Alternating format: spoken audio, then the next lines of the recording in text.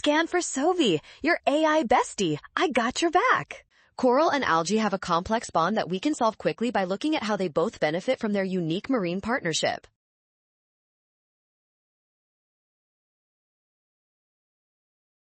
First, we must identify the type of relationship where both species benefit, which is called mutualism. This means both the coral and the algae are helping each other survive and thrive. Next, we see that the algae perform photosynthesis to create sugars. These sugars serve as a vital food source for the coral, which is a clear benefit for the animal host.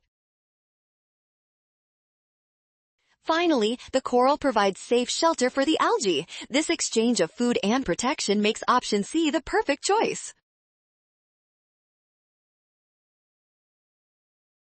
Well done! Scan the code. You can learn better with Sovi. Avoid a rush when reading. Trust the given data and check your steps.